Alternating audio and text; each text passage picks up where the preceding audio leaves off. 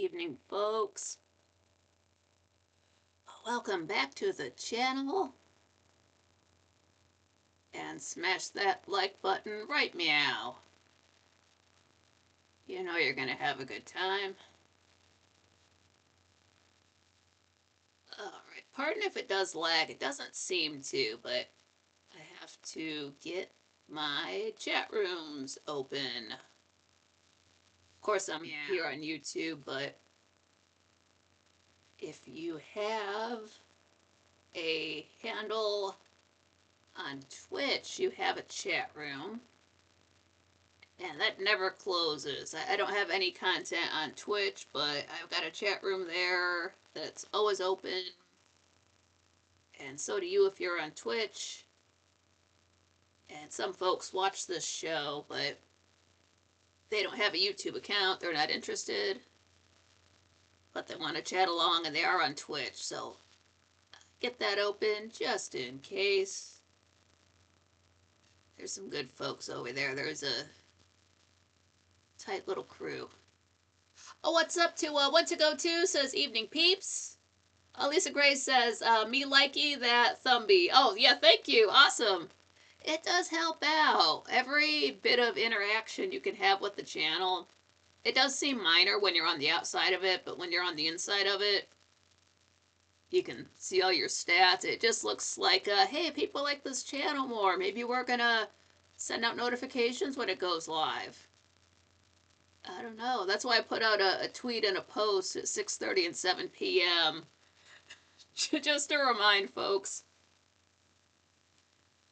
Because normally when you schedule a show, you get a reminder notification, hey, this channel's going live in half an hour with this program, and like that's how I know. I have as far as quite frankly goes, I have my phone set for 6:20, and then YouTube chimes off at about, it's usually 6:30, sometimes it's 6:32, one time it was 6:35, but usually half an hour before, so I know, okay, I really gotta get up, and I do have to move things around for that show. Oh, man, I did this at my last show. At the top of the show here, I really do want to mention that, keep Tony Black in your thoughts. We got a little bit of an update about him. It's just, well, Frank was telling us about it, and he's never is going to want us to worry, but then he had to look directly into the camera, and I didn't like that look in his eye. So, yeah, just keep them in your thoughts. They're just, they gotta, like I say, move him around from place to place, and it's just very disheartening for him that the man can't, he has that broken kneecap, so I'm sure it's in one of those, if it's not in a cast, it's one of those things that keeps your legs straight. And I've had to deal with not being able to walk before. It's the worst. So, yeah, that's just scary as hell. And just more power to him and all that stuff. But just keep him on your mind. He's good people. Oh, was I going to say anything else? I did a test stream just before, and it was fine. I'll check it out again after I get through the first episode. But I do have a new microphone on the way, and one of those boom arm things that clamps onto the table. So that's due to arrive tomorrow, actually. So I'll have the better part of a week to fiddle with that, just to make sure it works. So we'll be ready to go for the next Saturday show. As far as doing another balcony chat, I remembered again that Frank's birthday is the first week of April, and he's never live that day, so I was going to do an additional balcony chat, which I usually do that when he's off during his normal work schedule. I keep fiddling with my clothes. I don't, it's the only time I wear these. Oh, what's up, Arden? Glad you made it. So rather than doing an extra balcony chat this week on a Friday, the way I normally sort of want to do, put a pin in that. We'll wait. We'll do it on, it'll be a Thursday, the first Thursday there in April. We'll definitely get one in then. And then just see how the rest of next month goes, just because I will definitely have to be moving then, since we have to be out of here by the end of April, so I'll have a lot of stuff up in the air almost literally. I'm not flying anywhere. It's really just up the road a little ways. But yeah, so there's that. So next week, just a regular week as far as I know, and another Saturday show.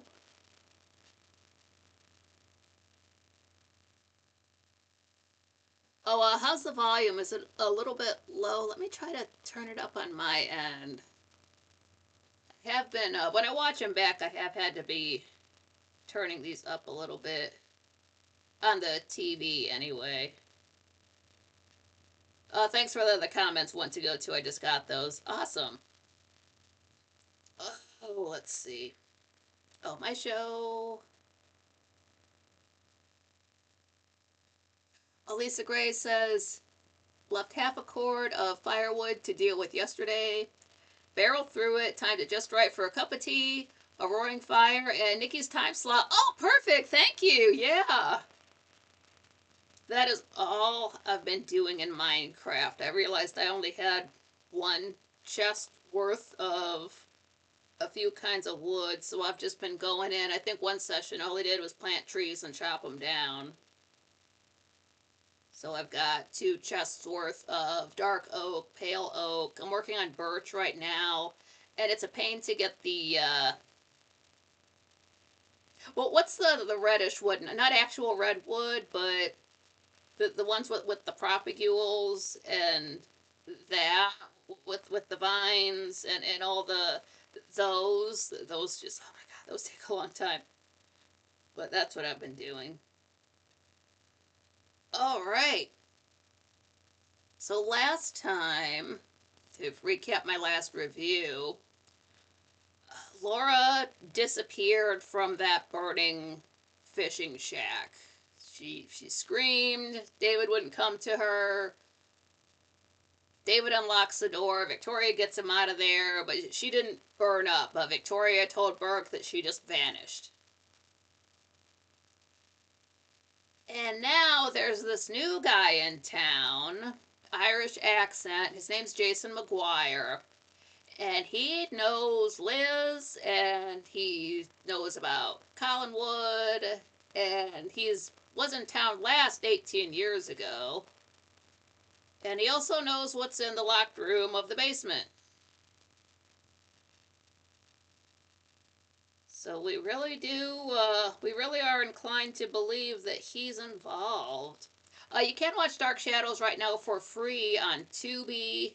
They also have it on Internet Archive. Links for those are in the description for the show and for the channel.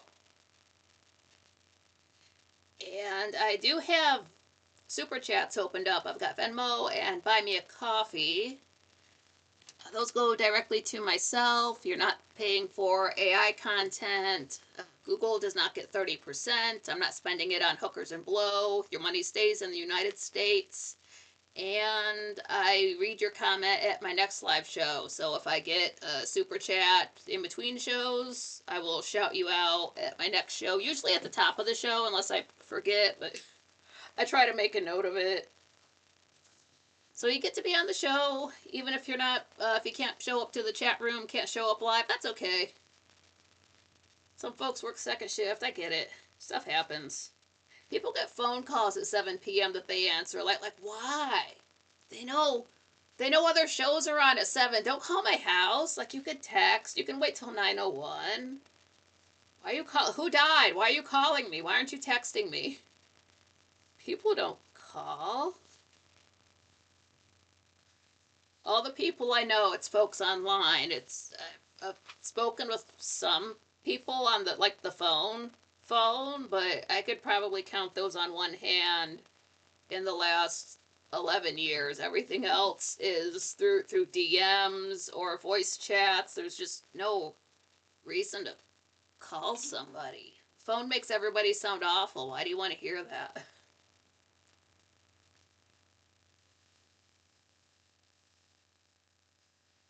And we're getting so close to episode 210. I think that's why I'm getting excited about it. So it's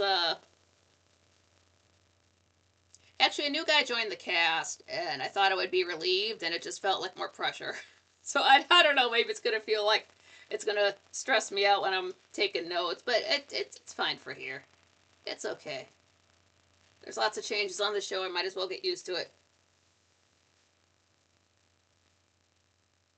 Alright, so we are on episode 198. This aired on March 29th, 1967. Too close. I don't know. Like it wasn't sitting in the exact same spot a week ago. But it is day 48, and this is a little bit odd because in the last episode we saw. My voice keeps cracking. Maybe I'm going through puberty.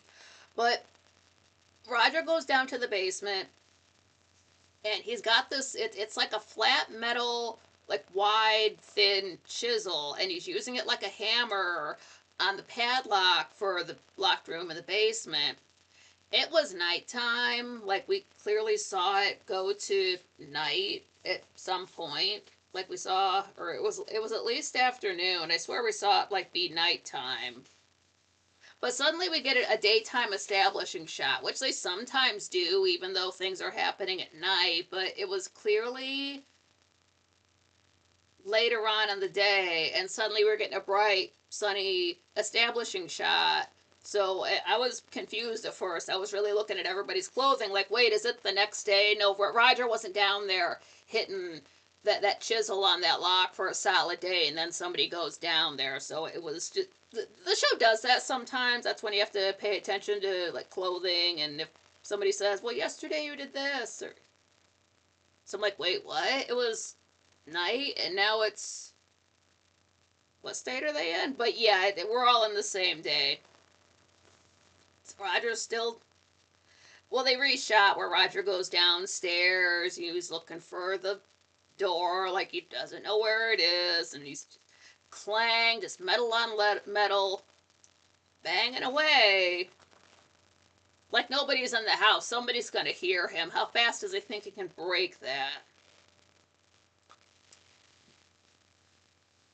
So he gets a few good hits in.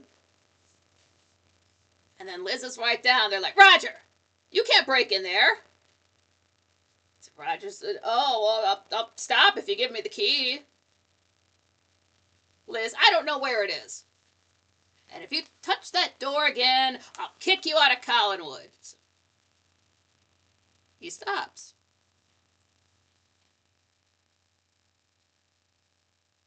We can see the stuff in the basement. There's this cool old radio, like 30s or 40s, something like that. Those look spiffy as hell. I like to get one and put Bluetooth in it. I saw somebody did that once on Tumblr, and then they were playing Caramel Dancing on it. And you know, like that crackly 30s or 40s sound, playing a meme song. It was wonderful. I wish I could find that again. But anyway, we get the intro, we come back. Roger tells her, I have to find some pictures for Sam. He needs them for a show. Liz, you expect me to believe you're doing this for Sam Evans? You hate that guy.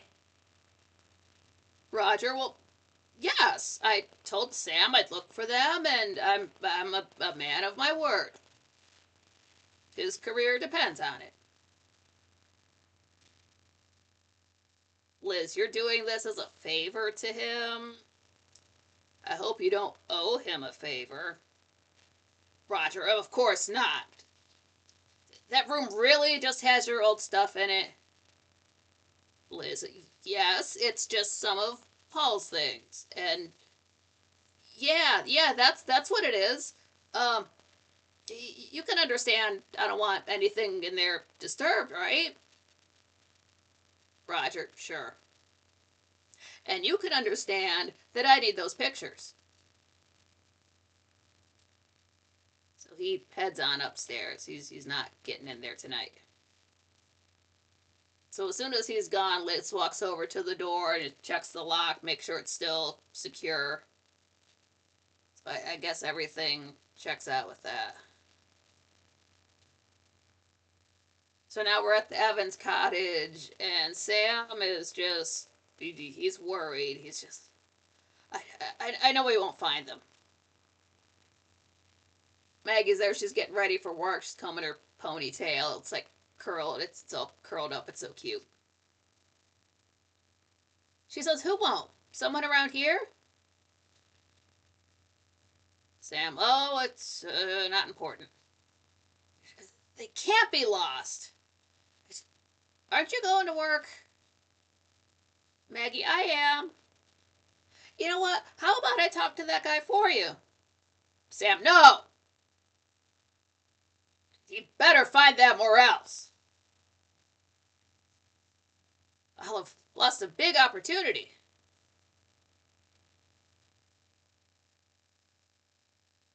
Maggie, that's not how it sounded.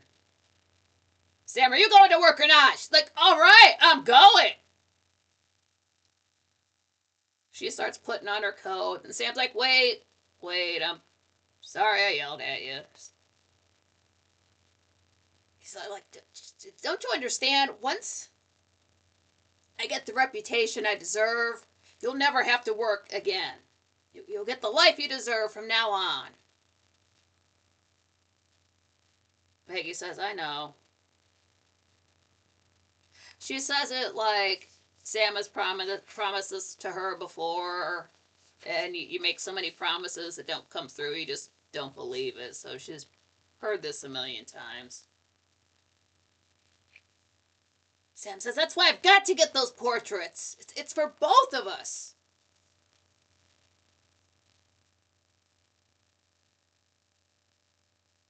He is that desperate. Over in the living room at Collinwood, there's Jason on the phone. He said, that's the problem with you, Willie. You don't have any faith in me. I told you I'd be living in Collinwood within a week, and I am. Oh, yeah, Liz and I were best friends. Then he thinks he hears something. He's like, I'll tell you more later. Just hangs up. So he's got a drink, of course. He's always got to pour himself a drink. But he goes up to the doors, he opens them up, and he looks outside. He just wants to make sure nobody's in the foyer that might have overheard him. And we see it's 2:40 p.m. on the clock.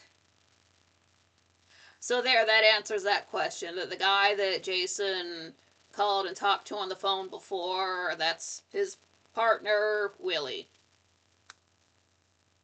No last name. Oh, brother. So he must be close enough to make a local call. I don't know how close that would be, but again, two of them.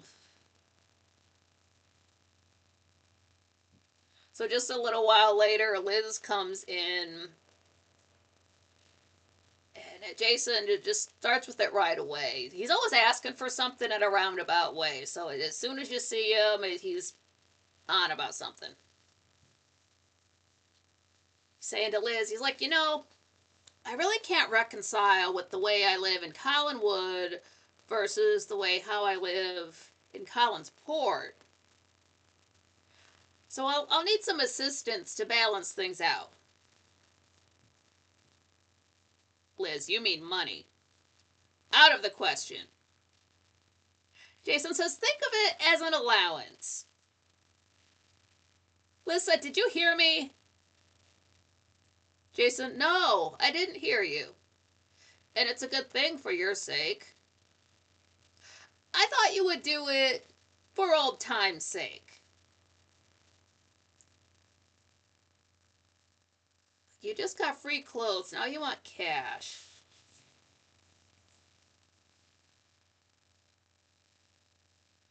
So over at the Evans cottage, there's Sam and Rogers come over. Arden said, is this the first episode with Willie? I want to say it's the next episode. Yeah, the next episode. But this is the first time we learn his partner's name. We'll get to him in this episode of this show, but as far as Dark Shadows goes, we're very close. But Sam is saying to Roger, he's like, don't tell me you can't find them. Rogers, I searched everywhere. I've been patient with you long enough. You won't go to Burke. Sam says, because I'm implicated? What if I don't care? What if I just want to see you get what you deserve? Roger, I don't believe you. Sam says, I made it. You'll be in jail for perjury and manslaughter. He probably went with his left hand.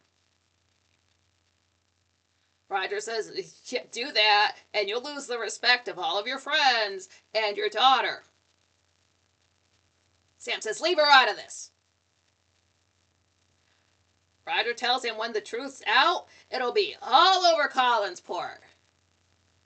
So Sam says, get out! Roger tells him, I wouldn't give you those pictures now, even if I did find them. And he goes out the door, and Sam, of course, was holding his drink the whole time. He chucks it at the door, smash, glass everywhere, door's wet. So then he walks over to his table where he's got his bottle and pours himself another drink. Hope this microphone picks up all of my yelling.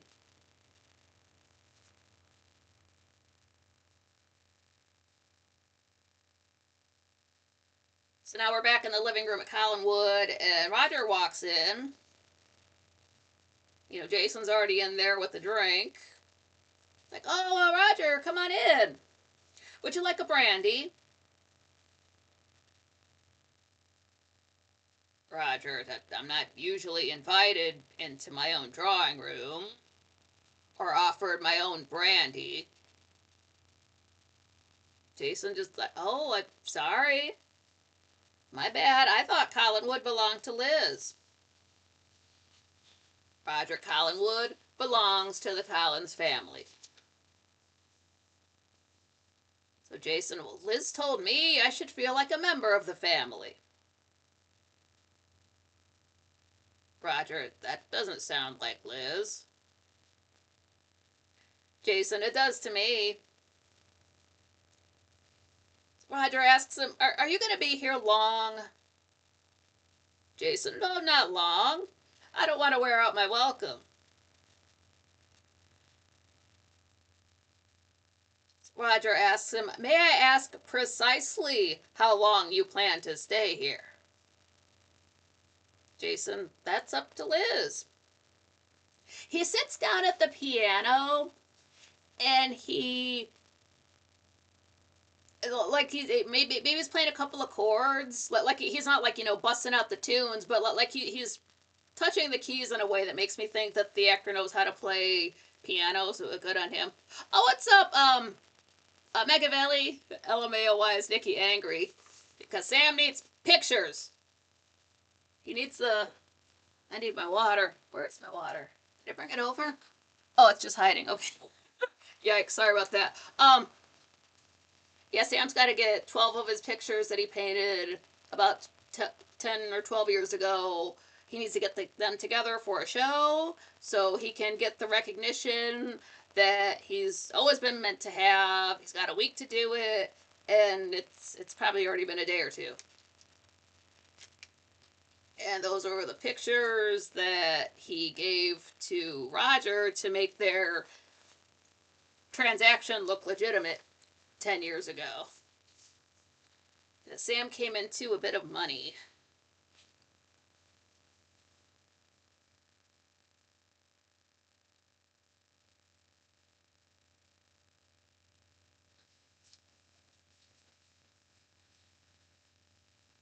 But yeah, Jason is just kind of putting Roger off with these answers. Now he's touching piano keys. Like, the conversation's over. Roger leaves the room.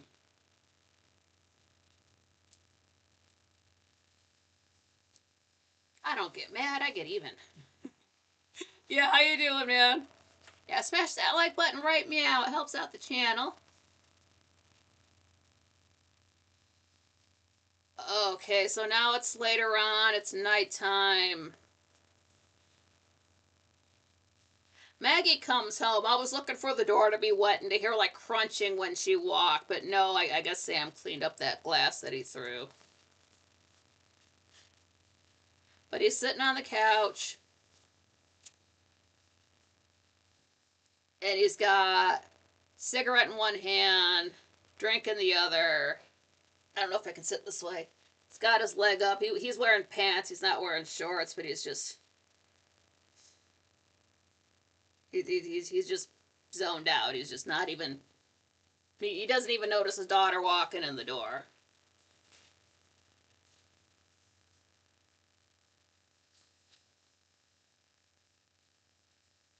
So he doesn't look like he's in a good way. So Maggie walks up, takes the drink out of his hand, walks over to the table where he keeps the bottle at, picks the bottle up. It's empty.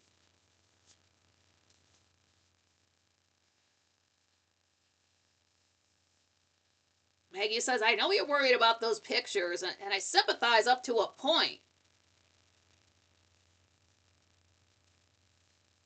And there's Sam. I could have had recognition. Maggie says, I hate to have anyone recognize you in this condition. I'll make you some coffee.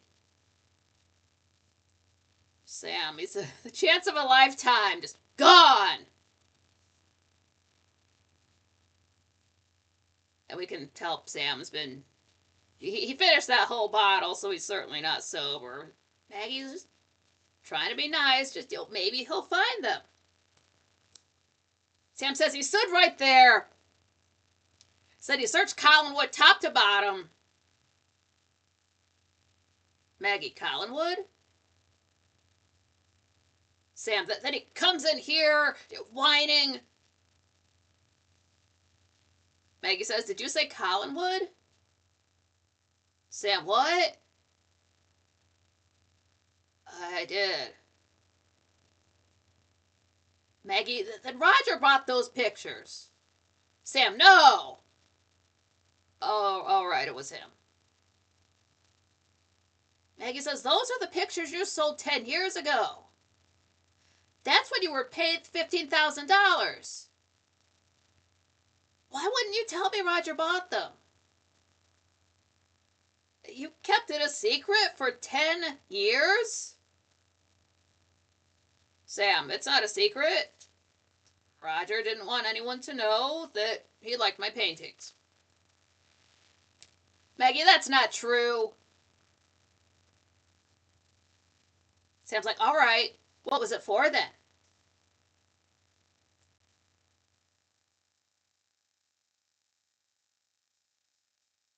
He's like, tell me. Maggie says, I don't know, and I don't want to know. Sam says, well, I'll tell you what they were for. They were for... And he can't say it. So Maggie says, so you wouldn't testify you saw Roger kill that man? And Sam doesn't deny it. She asks, why did you do it? And then we see the Collinwood basement for the credits. Man. Like, we don't know when, but at some point Maggie pieced this all together in her head. And now the cat's out of the bag. I'm going to check the audio. God's willing, I won't have to do this next time. Let's see, gotta go to my own show. And then I'll be right back over. Just gotta check it on the TV.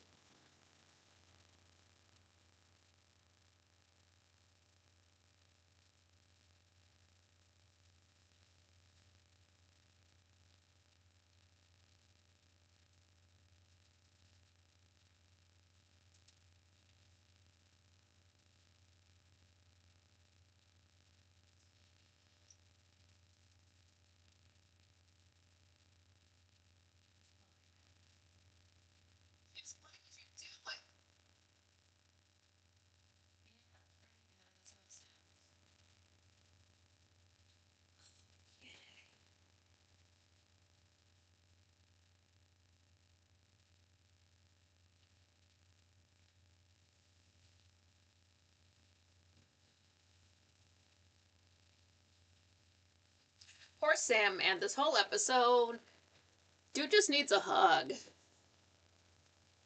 And he's so friend-shaped, too. Like, I'm sure this guy gives great hugs. Like, aw, come on, Sam, bring it in. Get your drunk ass over here. You need a hug. I know, it's rough.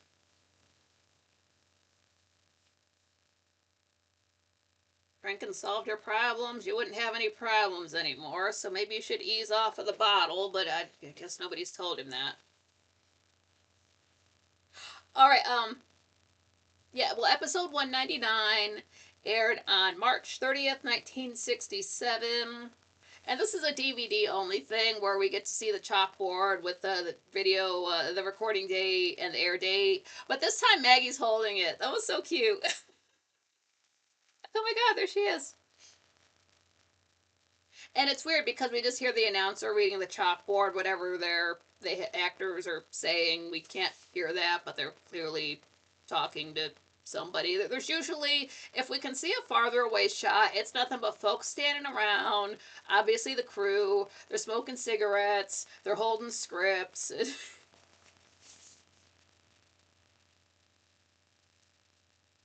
Maybe they're adjusting things, but yeah, that's what we get that for this.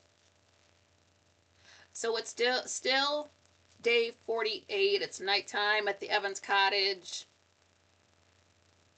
And they just sort of like reshot the end of the last episode where Maggie's figuring out why Roger got those paintings from Sam, and Sam doesn't deny it.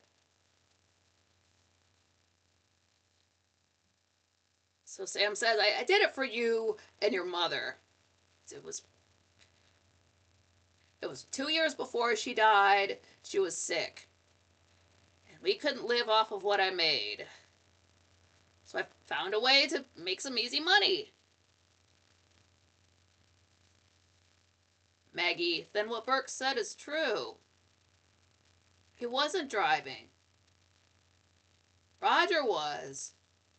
And you saw the accident. Sam admits, he's not. I was out walking, saw a drunk driver swerving all over on the highway, and suddenly there was a man walking, and it all happened too fast for me to yell, and the car stopped for a second, and then it drove off. But I saw Roger behind the wheel. And that man was dead when he hit the pavement. Roger must have seen me because he stopped by the next day to give me $15,000 for those paintings. Oh, what's up, John Rogers? Glad you made it.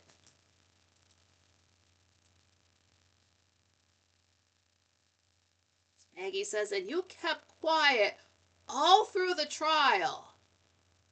You let an innocent man go to jail for 5 years. 5 years! Sam, you think I don't know that? Don't you think I haven't felt guilty and ashamed every day since then? Maggie, I know you have. Sam, it just meant so much for us. I was able to get your mother things in those last years that I always wanted to get her. You don't have to agree with me. Just try to understand the way it was.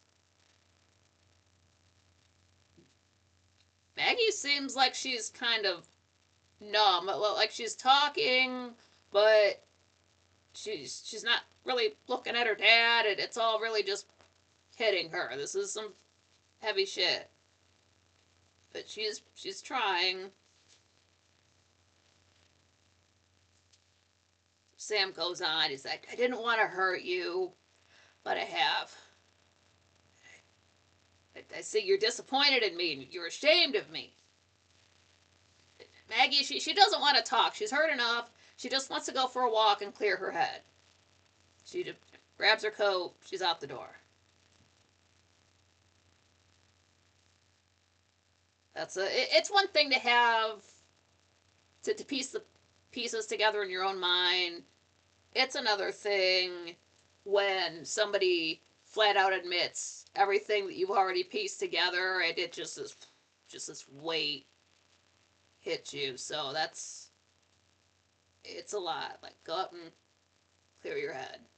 I think Sam was expecting maybe her to yell at him or something, but she's just kind of can't believe what he's admitting to. And this has been about half her life having to deal with this. So we don't know her exact age, but just her early 20s.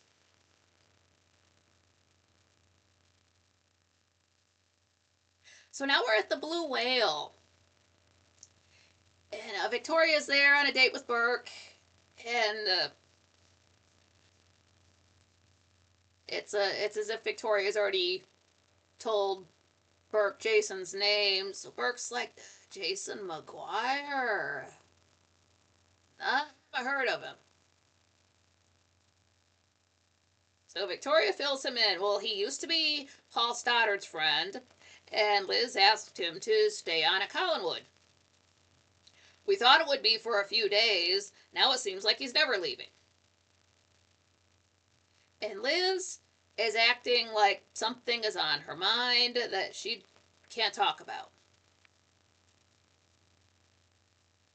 So just then, Jason walks in. He looks around. It's like he's looking for somebody else to be there, and they're just not there. But then he notices the other two, so he walks over to their table, as he's prone to do. Our Blue Whale is my favorite, yeah. So much happens in there.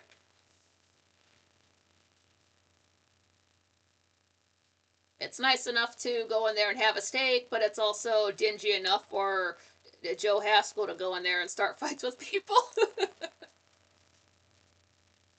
They get all kinds. Maybe it's the only bar in town. I don't know. They're certainly not serving drinks at the restaurant that's connected to the hotel. But he walks up, he says hi to Victoria, and she introduces Jason to Burke. And Jason's like, Devlin, I've heard that name. Don't you own a business somewhere in the area here? And Burke lets him know, yeah, it's the Logansport Enterprises. So just then behind them, the door opens up, and this blonde guy walks in, just a jacket, no hat. And he looks around a bit as well, but when he notices Jason and the other three, he smiles at them. This is an actor by the name of James Hall. James is in James Horner. Hall is in the long thing you walk down, and there's rooms connected on either side.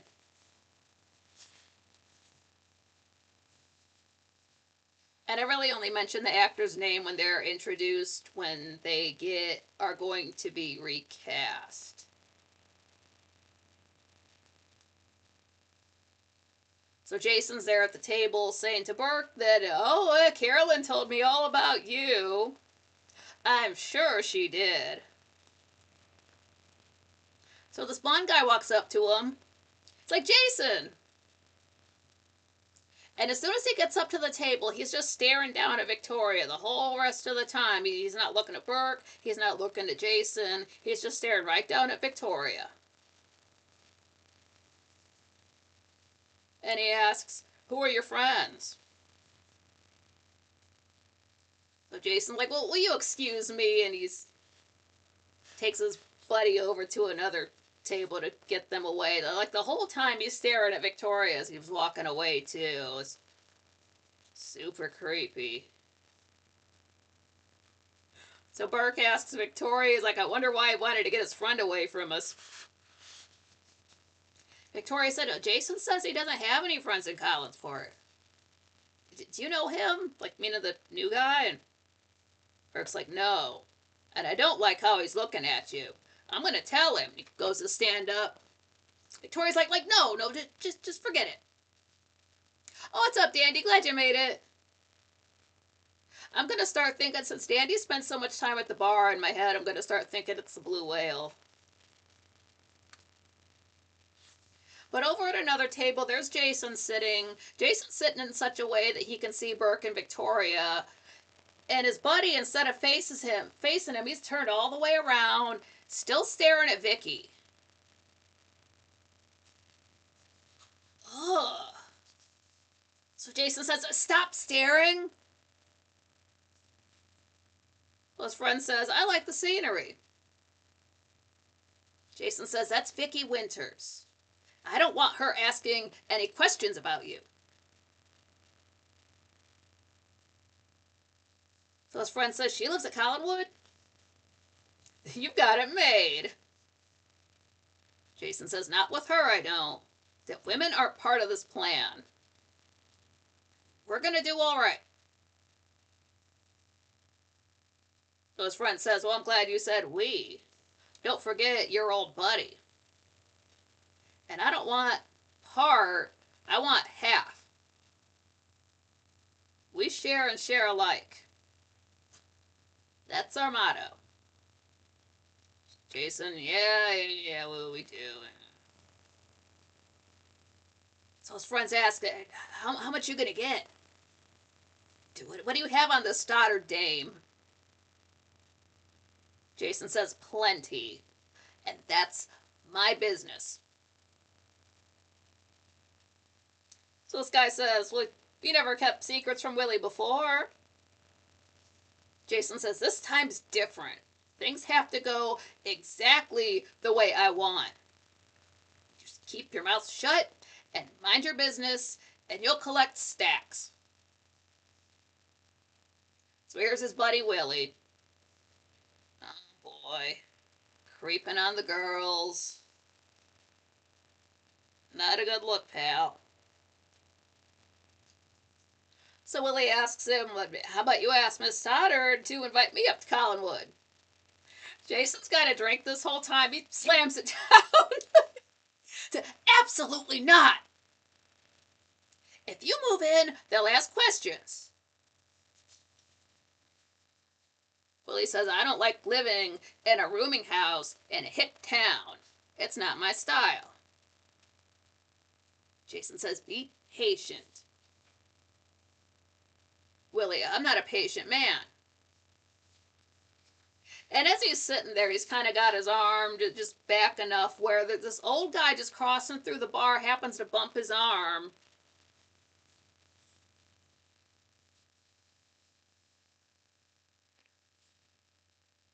So on the table, this is when we really notice that they have a couple of drinks, but there's a couple of beer bottles there. Willie grabs one like he's going to smash it on this dude's head. So Jason grabs him, like, "Calm down, just sit back down. It was an accident. You need to chill." So over at the other table, Victoria's like, "Did you see that? I thought there was going to be a fight." Burke is same. Jason's got a strange choice of friends. Arden says, "Willie is too rough for Collinwood, but perfect for the old house." Yeah, he is just bad news all around. Yeah. You really don't need to be that much of a hothead. And he is. He just, like, just from this first scene, he's a creeper, and he's very impatient, and just wants to fight people. So dude's got a chip on his shoulder. It's like Burke when we first learn about Burke, but this guy's just got no self-control. He just wants to pick a fight with whoever.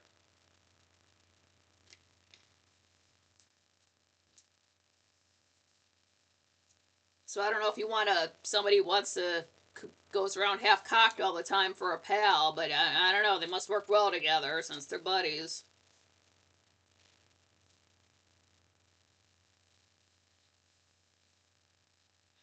So now we're over at the Evans cottage, and Maggie's back from her walk. She still seems just a little bit numb, but she had to come back home. Sam holds up the bottle. He's like, "Look, I haven't had a drink.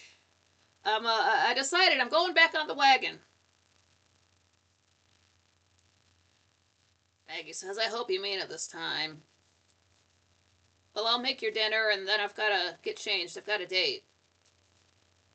"Sam, I don't want anything I couldn't eat. Sit down. I want to talk to you about what you found out tonight." Maggie doesn't want to talk. Sam said all that he can say about it. Like there's nothing else to add to it. You just have to let it simmer.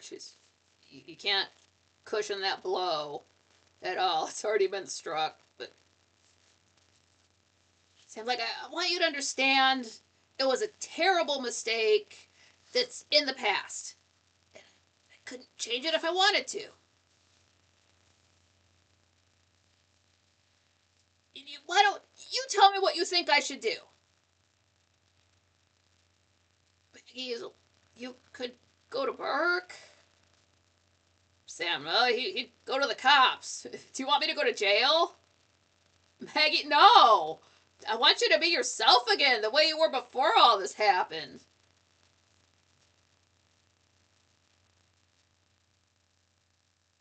"That's so sad." Sam says, "No, that's too drastic. Like, go ahead, call me a coward. Just don't look at me like that." Maggie says, "I'm not looking at you in any kind of special way. I don't hate you. You're my father, and I love you no matter what. Let's just forget about it."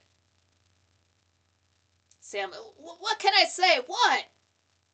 Maggie, like, "Nothing." She heads to the kitchen. It's like he expects her to yell at him and call him names and put him down, and she's like he's got a punishment thing, but she's not doing that. She's not that kind of person anyway. But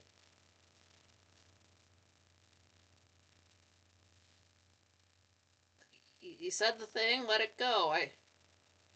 He's had 10 years to think about this. She really has not. It was just all speculation to her.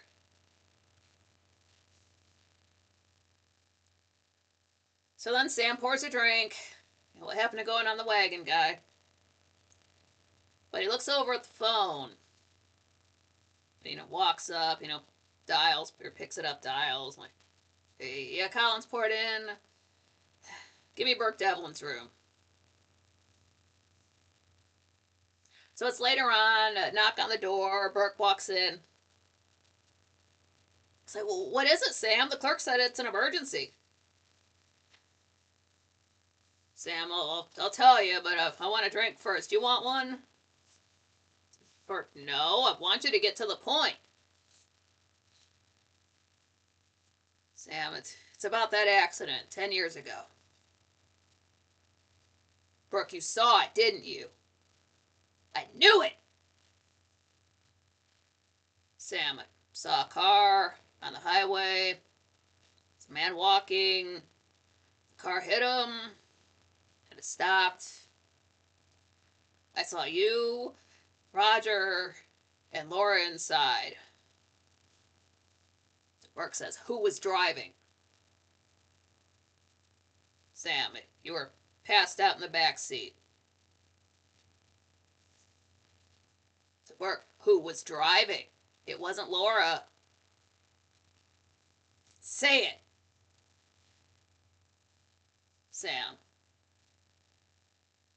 it was Roger."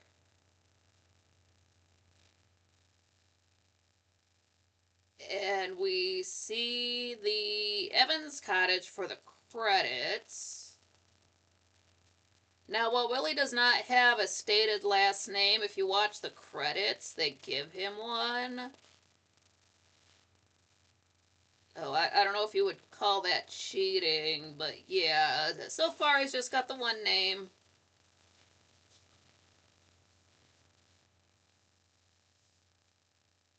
So episode 200 aired on March 31st, 1967. It is still day 48. It's nighttime in the Evans cottage. And it's as if we just picked up from the end of the last scene of the last episode. Going on with that. Sam saying to Burke, like, I'd been drinking, and I hardly drank back in those days. There was a man in a dark coat, and the car stopped on the side of the road where I was. I looked inside. Burke says, who was driving? I want to hear it again. Sam, it was Roger. He killed that man, not you.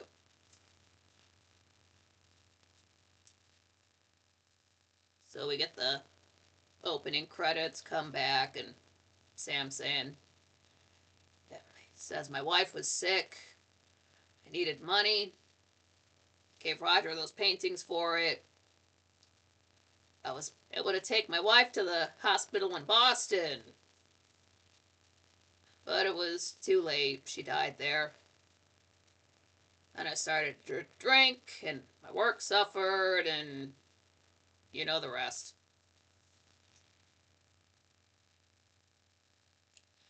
That is so sad. Oh my God. He goes through all that trouble to get money to save his wife, and it doesn't work, and all the money's gone. So he did all that for nothing, and it's been a decade.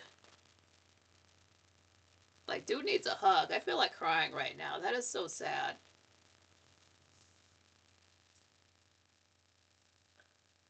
Burke tells him that prison's a terrible place. And your silence sent me there for 5 years. Sam says, you think I haven't thought about that every night for the last 10 years? So just then Maggie comes in. Goes up to her father, like, have you told him? Sam is everything. So Maggie, gives him a hug. She's like, I knew you would. I'm so proud of you. She looks over at Burke.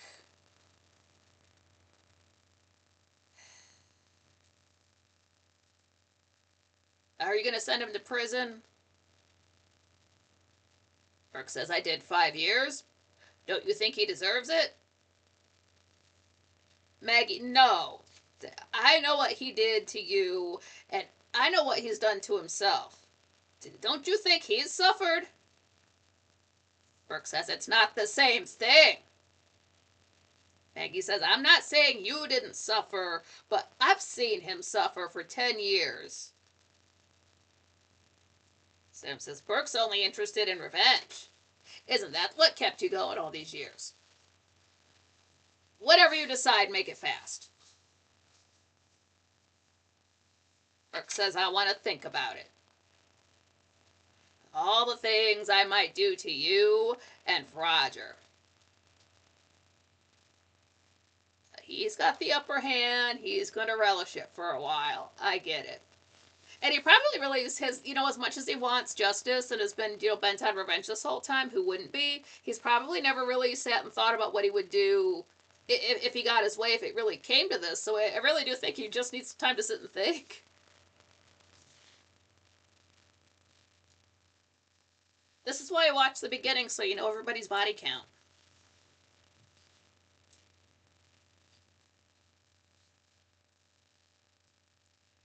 So over in Collinwood in the foyer, the clock says 10:55 p.m.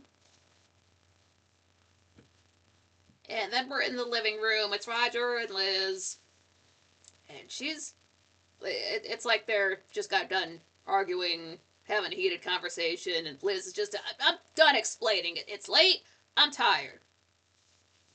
Roger says, so am I. I'm tired of Jason acting like Collinwood is his home. So you dislike having strangers around more than I do.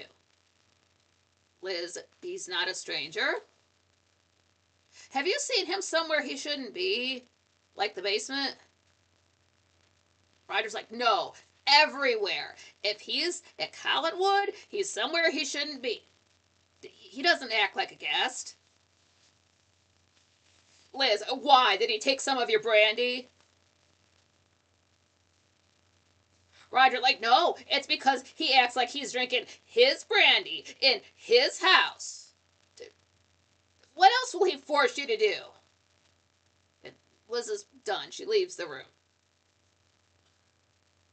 So the clock chimes 11 p.m. Okay. So that was a 5-minute conversation. Roger really is going off. You really gotta watch the episode. He's drinking his brandy in his house.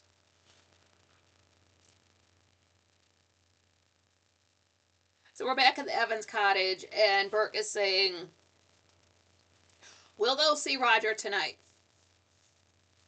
Maggie says, it's late. Can it wait? Sam says, well, let's go tomorrow. I've been drinking too much. Burke says, you're sober and you know it. I want to see the look on Roger's face when he finds out I know. Come on, Sam. Maggie says he's not going. Sam's like, no, I've got to do what Burke says. Burke says, don't forget, I decide whether or not Sam goes to prison. Sam, it's all right. It's the least I can do. Besides, Roger never thought I'd tell Burke. I want to see the look on his face. So Maggie gives him a hug, and the guys take off. Maggie's hair is so cute because she was just on her date, so her hair's down. It's got this white ribbon in it. She always got like the bangs going on. I love her hair so much.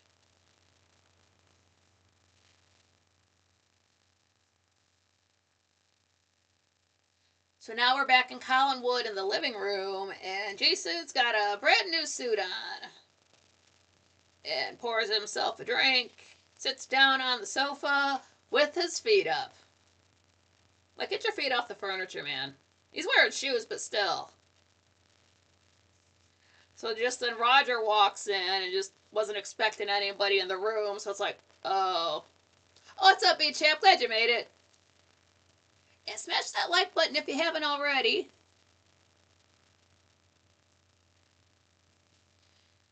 Roger's like, I was just looking for a book, just something to read before bed.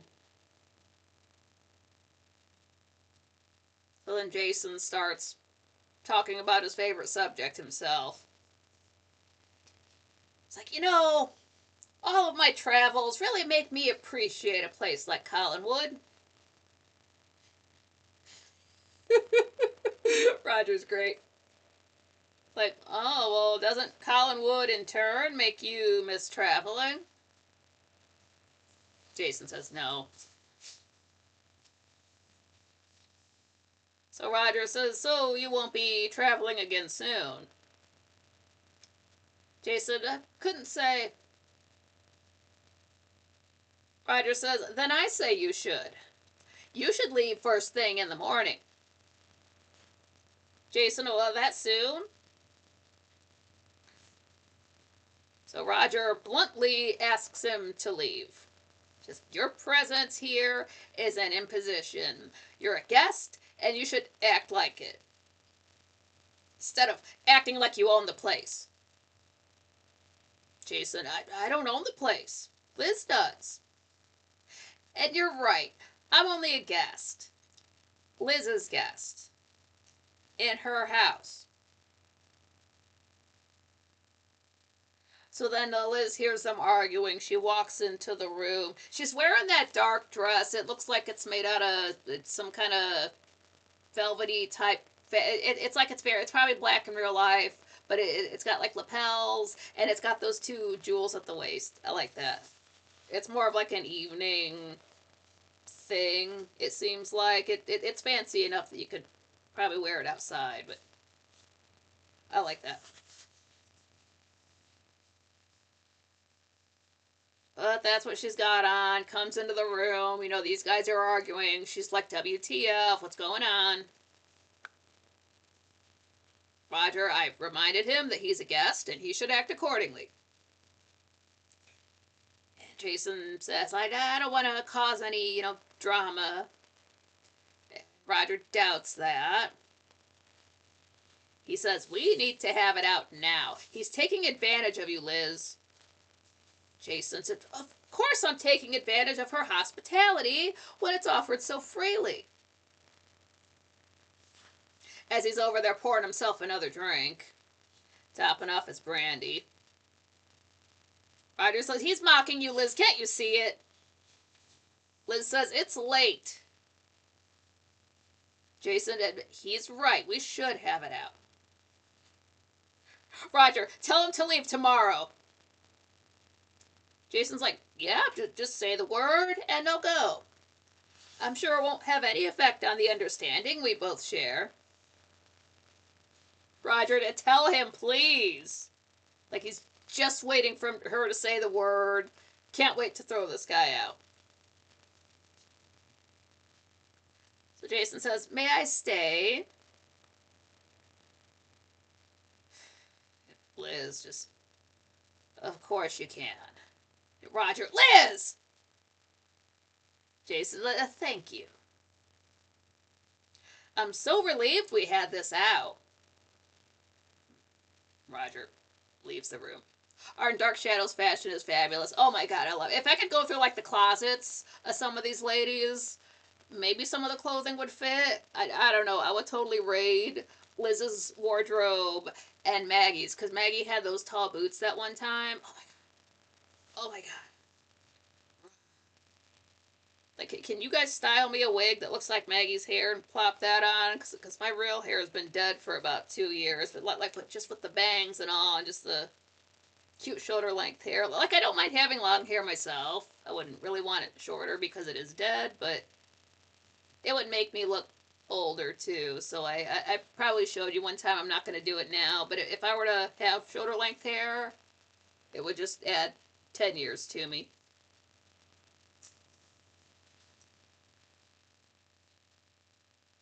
Not really quite ready to cosplay as an old person. But Roger's out of the room, so Jason goes on saying, you know, I don't really care for his attitude towards me. So Liz, we're not a gregarious family. Roger's always been like that. So is that a temper. Jason's, well, tell him to stop. Liz says, maybe I don't want to. Jason says, I'm sure you'll do all you can for old time's sake. So he leaves the room. And Liz sits down. She just looks like she's over it. It's late anyway. She already said that she was tired, and it's just been nothing but arguing all night long. Oh, and yeah, Carolyn has great fashion too. Yes, she really does. She's got some cute, like skirt, suit type of things and dresses. I don't want to know how long it takes to do her hair like that with when it got the flip up. It's like this part is big like a light bulb, and then it gets to the shoulders and it goes in, and then it flips up, curls at the end. And it's her real hair. It's not like Mrs. Johnson where she's always wearing a wig. Like, that's really that actress's hair. I don't know about the guys' fashions too much. They do often wear corduroy. I'm against that. Who thought that was a good idea? It's like, this looks just so thick and uncomfortable, and let's make pants and jackets and everything out of it. Sure, why not? I don't know. It almost upsets me, not as much as this, but the fact that I can't look at like an old school telephone, like corded telephone that's yellow. Can't look at it. Can't look at a 45 record. Cannot. I will freak out. I'm freaking out right now just mentioning it. I don't know why I brought it up. But corduroy's almost that bad. Like,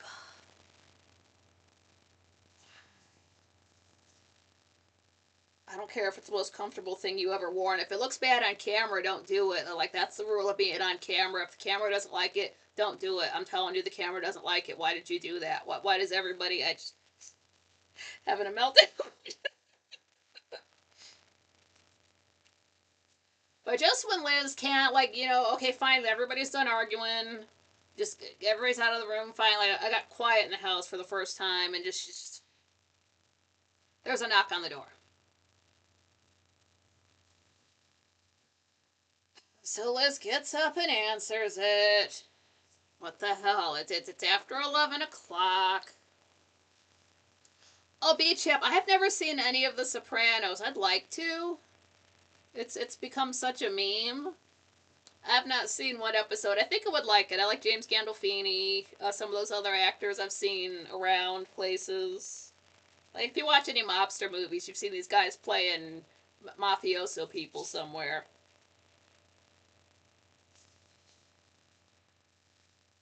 So we're over in the foyer. Liz opens the door, and Sam is there, and he says he's there to see Roger because it's very important. And then Liz opens the other side of the door, and there's Burke standing there.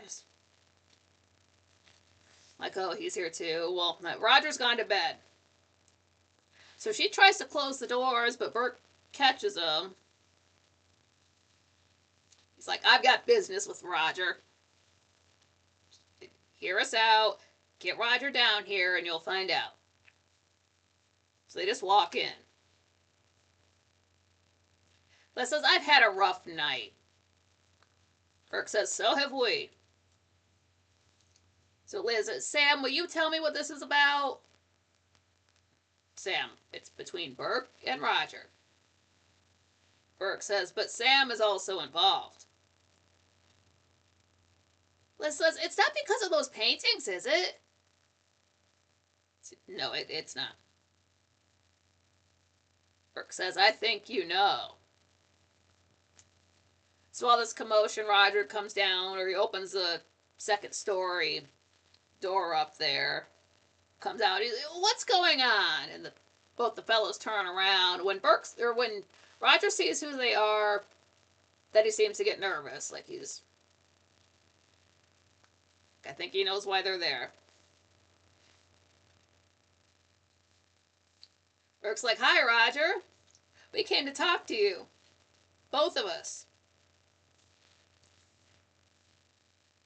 And we see the Evans cottage for the credits.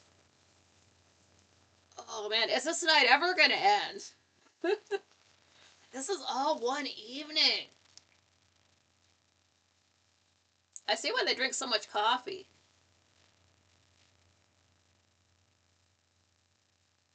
They seem to be up at 6 or 7, and then nothing happens all day, and suddenly the sun sets, and everything happens, and people are coming over, and arguing, and questions, and asking for stuff. They must be sleep deprived. How many hours are they getting at night? That's gonna wear you down after a while and stress you out. But we are on episode 201. This aired on April 3rd, 1967. It's still day 48, nighttime in the foyer. So Roger asks Burke, what are you doing here? Burke says, we're both here to see you. Roger, Liz, why did you let them in? Burke says, she can't keep me out anymore. So Roger, all right, but Liz stays out of it. Burke, no, she stays in. So they all head into the living room. And then we get the intro credits, or just like the opening for the show. And it's as if Sam's already explained some of the, said some of the story there out loud. John Rogers, 3 days before I was born. I was thinking of that when I said it. I'm like, wait, is that going to be, did we get one on the, I'll check the next notebook. But yeah, it's possibly. Was it a weekday you were born on?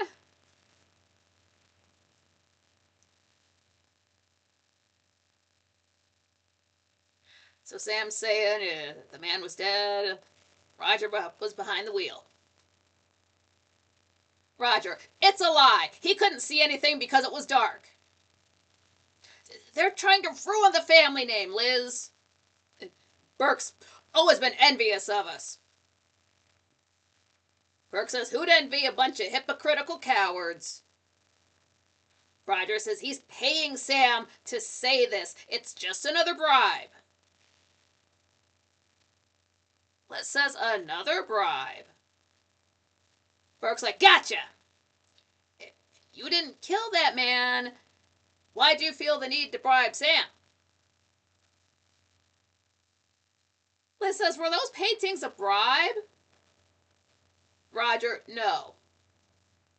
Sam, yeah, you wanted them so badly you threw them away. Roger, it was extortion. Sam saw the accident, then said if I didn't pay him, he testified that I was driving. Sam, that's a lie.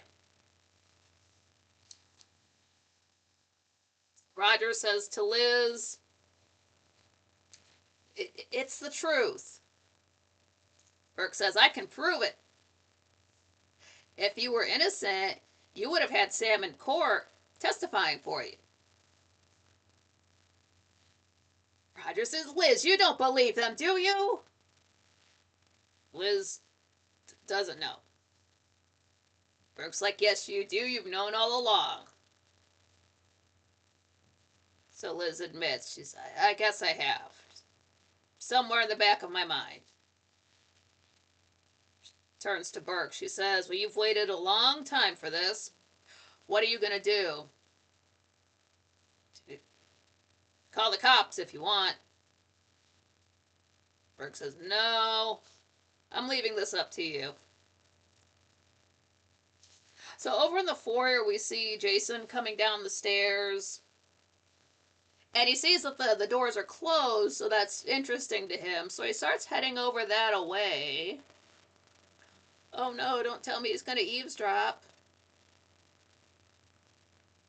It's like anytime there's a closed door, somebody has to press their face up against it to hear what's going on the inside. I mean, they're nice doors. You don't have to get that intimate with them, but oh, okay. I mean, I'm sure you can hear the voices coming through them as loud as everybody's being denying things. But back in the living room, Roger says, well, what are you going to do? Liz says she's going to call the cops. Heads over to the phone. So we see the foyer again. There's Jason. He's got his ear up against the door, pulling a David. But as he's over there eavesdropping, Victoria's coming from downstairs and sees him. That's not a good look. So she comes downstairs, approaches him, and Jason's like, oh, I was just going to get a book to read, but they're busy in there. I'll get to sleep without it. So he starts heading upstairs. He's never scurried out of a room this fast before. So Victoria's like, oh, by the way, have you seen David? Jason didn't know. Why? Victoria, well, he likes to wander around the house when he thinks everyone's asleep. No, good night. Of course David would. If there's a thing a kid is not supposed to do, that's what he wants to do. Do your homework. Don't eavesdrop.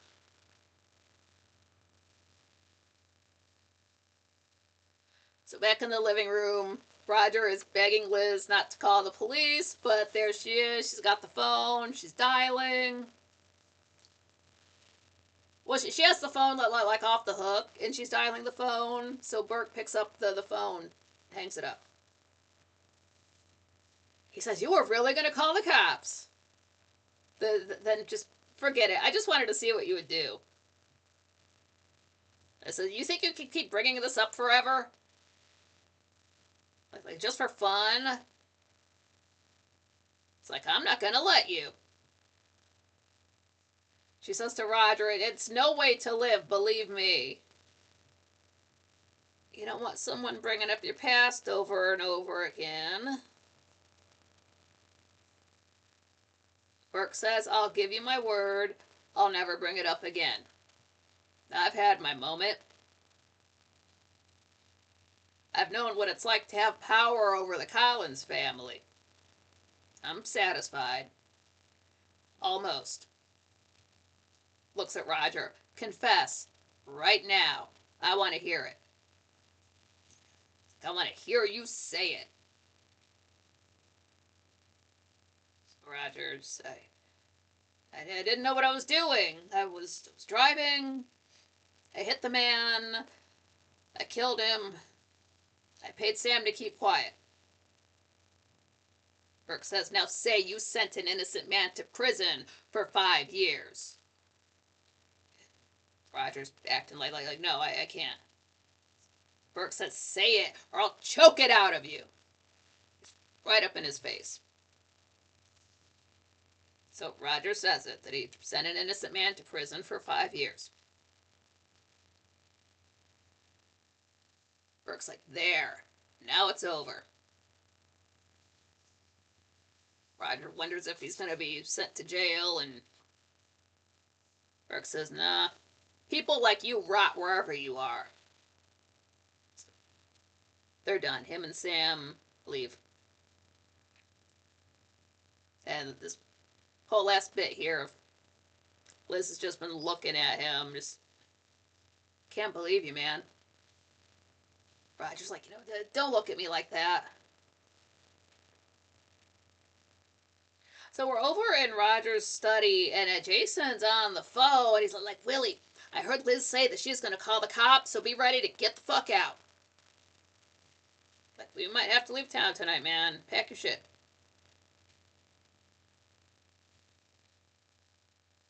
So down in the Collinwood basement, Jason is just checking out the lock on the door, just kind of picking it up, looking at it. Then we hear David, no one goes in there. Not even I haven't been in there. Jason just, I was down here looking for you. David says, I'm waiting around to see a ghost. I've seen him a few times.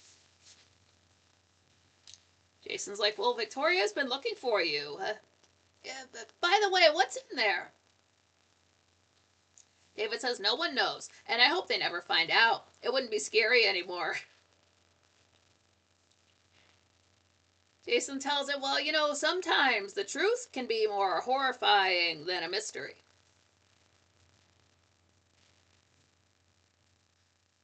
So we're back up in the living room, and Roger's like, just go ahead, say it. You want me to leave Collinwood? And Liz just said, I don't want to talk about it.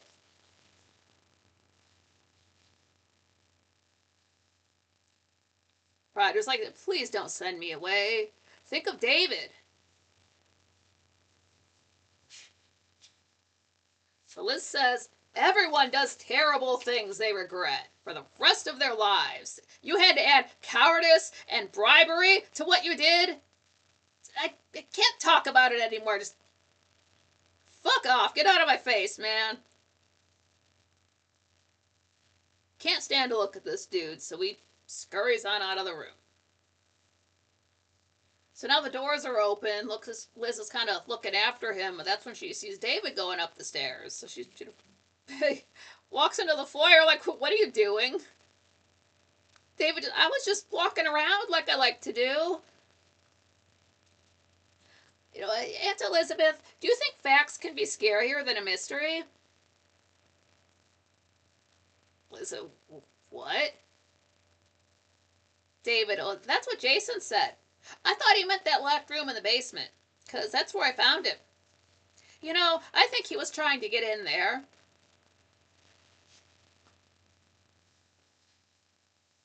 So now we're in Roger's study, and Victoria is talking to Carolyn. She says, well, I finally got David to bed. This is obviously later on.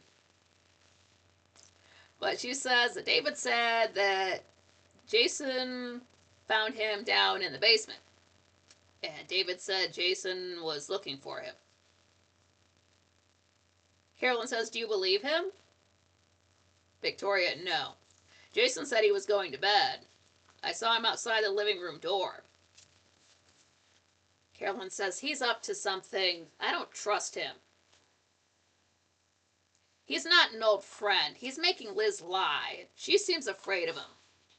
Jason isn't anyone's friend. Good transition. So down in the basement, Jason, he's trying to pick the lock. He maybe knows how to pick a lock with a lock picking kit. But he's fiddling with it. He's not just beating it with a metal tool. And Liz catches him. She says, I told you to stay away from that room. I'm asking you to leave right now. I'm telling you, no one goes in that room. Jason's, oh, I was thinking of leaving on my own, but now I won't. Liz says, I want you out of Collinsport by tomorrow. Tomorrow morning. Jason's, oh, well, if I leave, I might have to talk to the cops. Liz, you wouldn't. You promised. Jason, I already know what's in that room. Maybe I want to pay my respects. Paul was a good friend. It's a pity you had to kill him. Weren't you lucky to have me around to bury him? And Liz doesn't want to hear that kind of talk, so Jason's, I won't say it again unless you force me to. And we see the basement for the credits. Wow, a lot happened in that episode. That was a long night.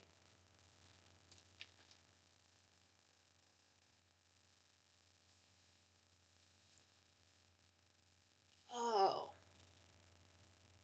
I don't know if the Collins family are like the Sopranos. It's not like they're exactly a crime family. They're not really Italian. They're more, oh, we don't know where the family's from yet. I don't think they're Italian. Collins, where's that name come from? So episode 202 aired on April 4th, 1967. It's a new day, day 49. And in the intro, it's Victoria saying that there's a secret in Collinwood being stirred up by a stranger. But there's another stranger who will awaken and unleash a force that will affect everyone. That's creepy. The intros are rarely like, oh, this is bad, but something worse is about to happen. So, oh. Is it foreshadowing when we're told directly? I don't know.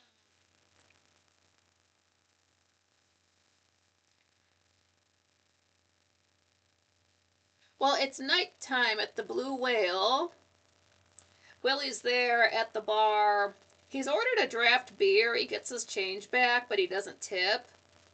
Not cool, man. It's just some coins, man. You can't leave that dude 10 cents, but whatever. He doesn't tip. That's a bad look. But behind him, the door opens, and Maggie walks in. And she looks around like she's looking for somebody who isn't there yet. So she just goes and sits back at a table. That's like the third time that's happened. Somebody's come in looking for somebody, but they're not there. But of course, Willie sees this. He watches her the whole time. She walks over and sits down. He's staring at her. So he waves the barman over. He's like, hey, I want to buy that girl a drink.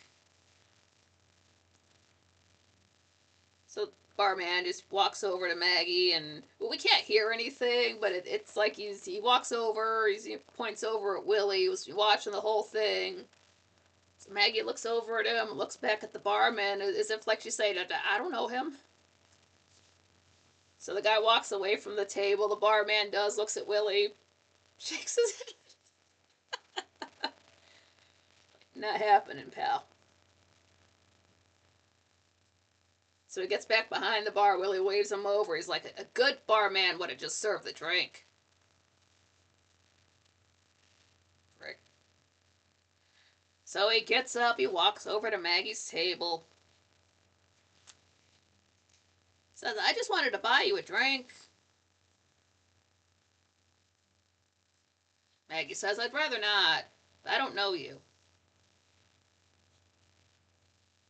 Willie's, well, I'll give you a chance to know me. Right now. And he sits. Maggie's like, hey, don't sit here. Willie points at her. He says, hey, speedball, no one tells me where I can and can't sit. Jerk.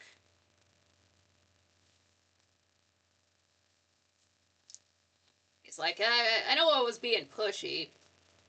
I just wanted someone to talk to. Come on, have a drink with me. Maggie doesn't want a drink. Willie says, what, you think I can't afford it? I could buy a drink for everyone in this bar.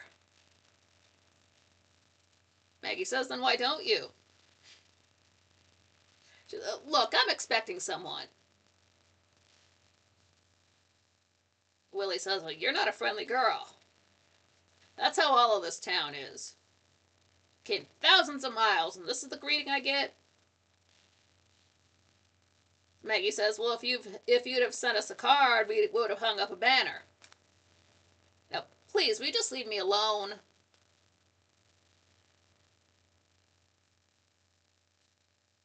Willie says, I know your kind. I know all kinds of women. Maggie, I'm sure you do. And Willie's going on how he just came from South America.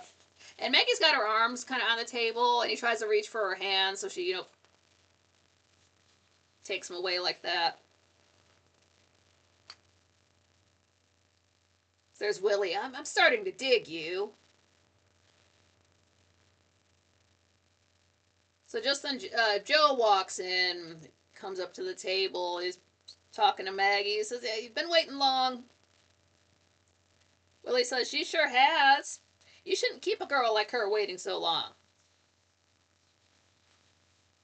Maggie says, I would introduce you, but I don't know his name. So Willie, I don't know if I want to be introduced to a guy who stands up a little lady like you. Joe sits down. Willie's like, oh, you're going to sit with us? You're interrupting us. Like, this was the first come, first serve generation. And I was here first. What do you think about that? Joe, not too much. Meg saying to Willie, like, thank you for keeping me company, but my date is here. And he's not in a hurry to stand up, so Maggie's like, come on, Joe, let's just go to another table. Willie's like, hey, if you go to another table, I'll follow you. So Joe stands up. I don't think you will. Willie, are you going to stop me? Joe, yep. So Willie says, you're a tough talker. Joe says, I can back up everything I say with any kind of action you're looking for. You know what? I'm tired of these kind of guys that come in here and try to push people around. So Willie stands up too. He's like, oh, you must be a sailor with those clothes. You seem like you're looking for trouble. Reaches back like he's going to punch him, but just then Jason walks in and just, Willie! So calm sat down. Get away, go sit over there, get away from here. So he gets him away from the table. This guy can't go anyplace. He's like, I apologize for my friend. Drinks for everyone in the whole bar. So that's cool by them. So Jason leaves them, and Maggie's saying to Joe, some pair. First one is charming, and the other one is, Joe says, a creep. It's like, what are they doing in Collinsport? Maggie, I don't know. I don't care. And she mentions how her dad's at home, and that art dealer's just been after him for those pictures. So now we're at the other folks' table, and Willie is saying that I decided I want to live at Collinwood.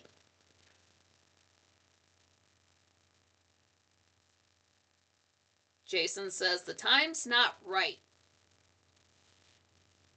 Willie, I didn't know sticking together would be so one-sided. I don't remember you packing that suit. Remember that new suit Jason's got on? Jason says, I just got it. I'm thinking about the future. Your problem is you're used to stuffing your pockets and running. Willie reaches into his pocket. He pulls out. You can't really. It looks like maybe like three $1 bills. He's like, this is all I've got. Nothing. So Jason reaches into his pocket. He slides. I couldn't see what it was, but it's just one bill. It just. What did he give him, a 5? I don't know. I doubt he'd slide him a $20 bill, just considering how much that was worth back then. But he slides it over to him on the bar. Are they at the bar? Yeah, they're at the bar. They're not at a table this time. Well, he's like, well, what's this? This won't last me 10 minutes. You're staying up there, Collinwood. Why can't I? Jason says, I've had this plan brewing for 18 years. I'm not going to spoil it for a couple of days. And this whole time in the background, Maggie and Joe have been talking, but they get up and they walk out. So Willie says, you promised we'd have an easy life here. All I've seen is your new suit. Jason says, fine. You want to leave? Willie, yeah. Jason, then get on the next bus and go someplace where you think you can do better. Willie's kind of pouting. Just, well, I've come this far. Jason says, then do what I say. That we'll use my brains. Willie says, well, how about thinking up some cash?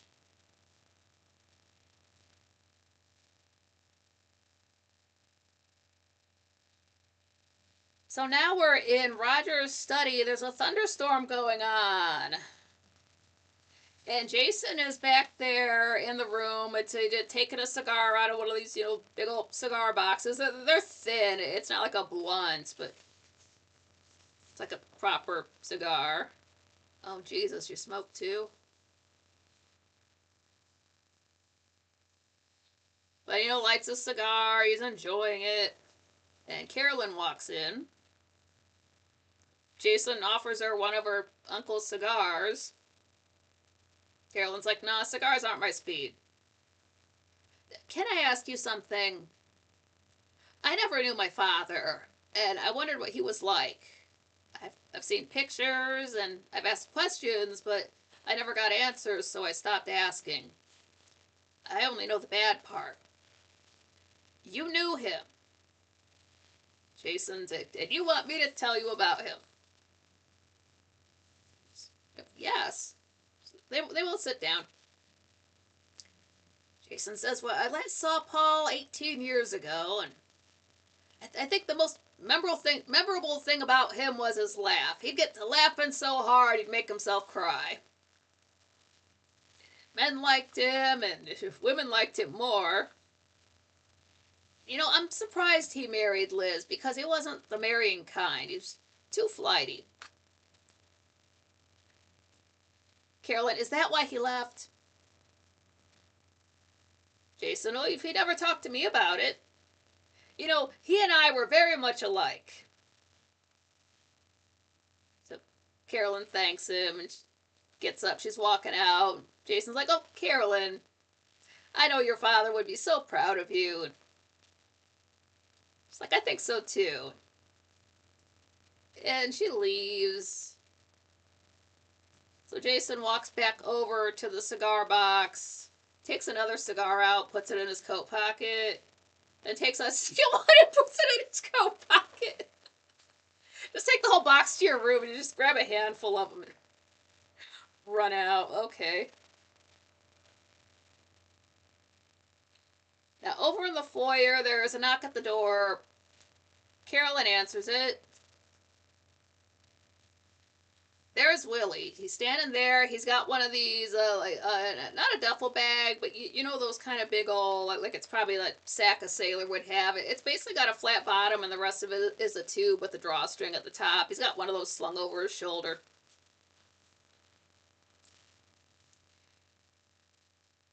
He's like, yeah, I'm looking for my friend, Jason McGuire. Caroline, oh, is he expecting you? Willie, yeah, just tell him Willie Loomis is here.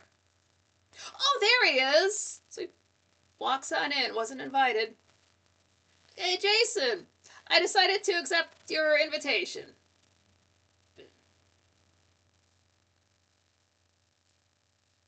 Jason does not like the sound of that. Like, the hell I did? What the fuck?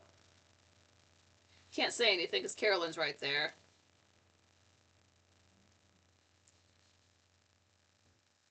Like, dude, I just gave you a dollar bill. Why are you here? Oh, yeah, let me look ahead. What's, this won't be it, but, episode... Yeah, we're not on it yet, John, but episode 204 did air on your birthday. We'll get to that next time. But right now we're on episode... Rucksack! Thank you, Lisa! Yeah! Because a duffel bag, it's like that with the strap. It's like a... I don't want to say it's like a giant man purse, but you see more like guys going to the gym, one of those. But yeah, rucksack, thank you. I would have never remembered that. But yeah, we're on episode 203. This aired on April 5th, 1967. So 4, 5, 6, 7. 6, 7. It's still day 49. It's nighttime. That thunderstorm is going on.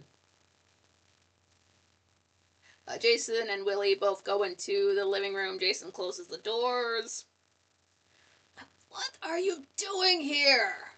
Like, why'd you say you accepted my invitation? Why'd you say that in front of Carolyn? Willie, oh, is that her name? I came here to help you. Jason, you can't help, but you can't ruin everything. Take your bag and go back to your room. He opens the doors back up. So Willie tells him, I got thrown out. Couldn't pay the rent. Landlord got an attitude, so I had to give him a little push. Can you cover my rent? Jason, no. He closes the doors back up. Willie says, then I'm staying. You know, I've never been in a place like this before. It's like a museum. Jason says, people who live here are the kind you've never met. It's like the kind who've never met someone like you. Willie, they'll have to get used to me. You know, I've been taking kicks all my life. Now I'm doing the kicking. Jason, can't you get it through your thick head? It's like, they'll never accept you. Willie, you can talk anyone into anything. You said you have something on the lady who owns this house.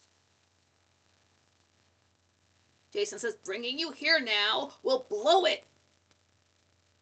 Willie, you can handle it. You know, if I feel like you're trying to cut me out, I'll make sure you don't get anything. Jason, if you ruin this for me, it'll be your last mistake. I know. I'll go through Mrs. Johnson. I'll introduce you to her. She's a lady who works here. And don't touch anything. So Jason leaves the room, closes the doors. As soon as he does, Willie picks up, over on that desk that Liz works at, there's something like maybe a clock that's about this big, so he's going to pick that up and look at it. Don't touch anything. Okay, touch. Like when you set things on a table and put a cat in the room, pretty soon you're going to hear something fall on the floor. It's like that. Except I've never seen a cat purr on chicks before, but okay.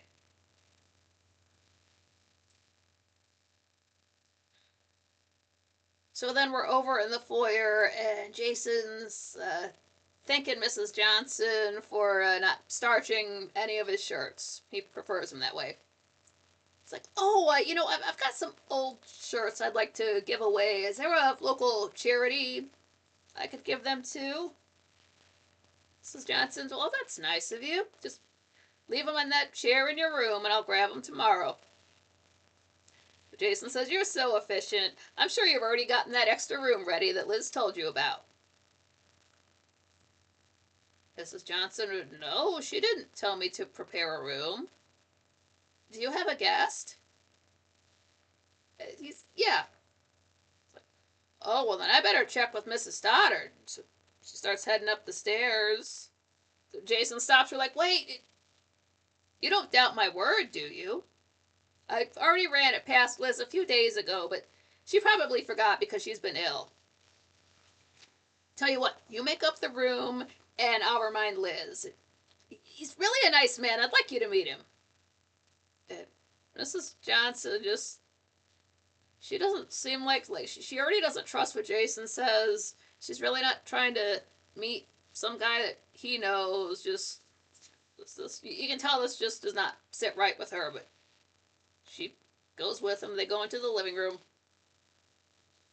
And right before the doors open up, there's Willie still at the desk. He's like looking through the mail that's there, and then like how you got mail in like a little slot standing up. He's just kind of looking through that.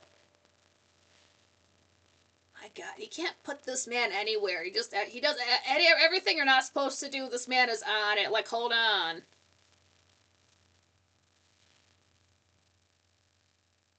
Let me see how much gas is in my tank by holding a match up to it. But the door's open. He stops. He turns around, and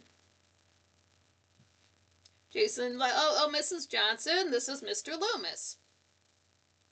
I've been telling about Willie about the way you cook. He mentioned she makes an apple pie this thick with like cheddar cheese on top, which I mean I like those things separately. I've never had them together, but maybe they taste good together. I don't know. All right. Just been talking up the cooking to him. Willie says, I'm sure Mr. Johnson's a very happy man. Mrs. Johnson, I'm a widow. He was a man of the sea, too. I know what it means for a sailor to come home. Those were good times. And it's like the sadness is not very far away from Mrs. Johnson. She taps into it very quickly, and I'm sure her husband's been gone for more than 20 years, but it's like it all came rushing back to her, and she's just kind of like half there, half in her memories. And so then Willie's like, oh, excuse me, is my room ready?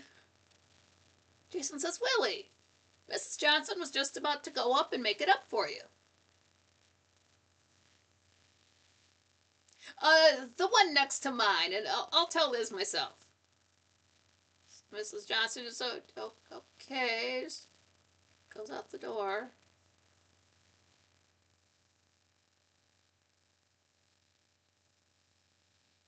So as soon as the doors are closed again, Willie's like, is the food any good here? Jason's like, no, she burns everything to death.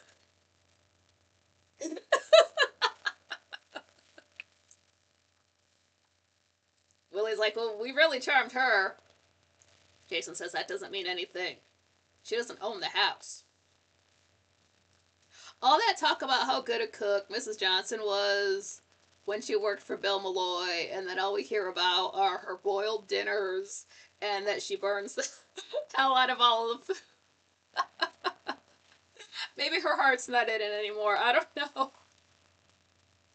But over in the foyer, it's Mrs. Johnson is walking up the stairs. Liz is coming down the stairs. So Mrs. Johnson says, it's all right. I'm making up the room next to, pardon me, I'm making the room up next to Mr. McGuire's. So I was like, what for? Mrs. Johnson, oh, you forgot to tell me. Mr. Loomis, Jason's, or, Mr. McGuire's friend was coming. It says Mr. Loomis. He's staying here. Mrs. Johnson says, oh, well, Mr. McGuire said it was okay, but if that's not true, I won't make up the room. Liz is wearing this. It's like this medium gray, and it's long sleeves. But with the dark, with the like the hair bow is darker. Like a lot of times the hair bow seems to be the same color of the dress, but this hair bow, it's just satin maybe. It's darker than the medium gray she's wearing. She's got these teeny tiny hoop earrings. They're not like the Frito earrings. These are just like tiny hoops. And she's got this brooch on. We've never seen this before. It's a sparkly swirl. It makes me think of when you see a picture of a tornado vortex. It's like that, but it's sparkly. And it's like that big. It's very cute. I like it. It's not the one where it looks like flames are curling up around something. This is different. I like it. But that's her tornado vortex brooch. I'm sure it's, gold setting, diamonds. Pretty cool. So back in the living room, Jason's saying that he wants to take Willie up to his room before anybody sees him. He opens up the doors. There's Liz. Liz says, Jason, I want to speak with you. Jason, meet Mr. Loomis. Liz looks at Willie. Jason, now. So Jason tells Willie, he's like, there's a study down the hall. Go wait for me there. So Willie's out of the room. Liz says, who is that man? Jason, well, that's my best friend. He's just passing through. Liz, the same way you're passing through? I don't want him here. Send him away. Jason says, well, I want him to stay. I wish you would invite him to stay before I insist on it. Liz says, I wish you would leave with him. Jason, all right. Let's go down to that locked room in the basement and look at the floor, and then you can tell me what I can and can't do, knowing what's buried down there. So Liz she just hangs her head. Lisa Gray says Nikki has the best jewelry descriptives. Yeah, it's like, do you ever watch Storm Chasers? Do you ever see the aerial footage? It's like that, but just imagine sparkles and just let like the whole thing spin. Yeah, I don't know if there's like jewelry terms for things. That's just the first thing it made me think of, because I forget if there's a stone in the center or not, but it's like this little vortex. The way I forget which way it's turning, because I know tornadoes most of the time turn counterclockwise. Didn't think of that at the time, but it was the first thing that came to mind. Like, how do I describe that? I don't know what that is. Pretty cool. I know it's new. I know I haven't seen it before. Is that the one I've seen before? I'm like, no, that's different. It's a little bit bigger. It's almost, almost has corners except for the swirly part. Yep, check out episode 203.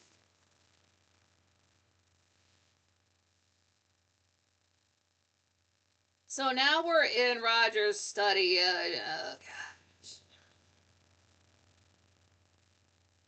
I think he's been wearing these the whole time since he's shown up, but Willie is wearing corduroy pants. There's no reason to like this man. He's a creep. He's touching stuff like he wants to steal things. He's fighting with people. And if all that isn't bad enough, he's wearing corduroy pants. Just, oh my God. Oh my God. He is like, is sort of smooth and charming as Jason is. Then this guy shows up and it just, He's nothing like his friend. Oh my god, this guy is just a chore. You gotta watch him every single second. So there's that. And I do notice this has happened ever since his first scene. But he does look for the teleprompter a lot. He always has to have himself positioned in such a way that he can look up at the camera, say a line or two, but it's not like he can have his back to the camera delivering lines. It's always very, he's got to position himself in a way that, like, if he's talking to a character like this, he'll have to do like that and then say his next line. So it's very, now other actors do it too, like even Joan Bennett. Don't get me wrong, it's okay to have to look for your lines. It's not okay to have to look for every other line, because if I'm noticing it and I'm not trying to notice it, I'm trying to take this as real life. It's very noticeable. It's almost distracting. This guy just seems nervous, like he's not comfortable being in front of the camera. And he's wearing corduroy pants. John Rogers says, I hated those pants. Just, I don't care how they feel. They look god awful. And if you're in front of the camera's a boss. If it doesn't look good on camera, you can't do it. You just can't do it. It can't be done.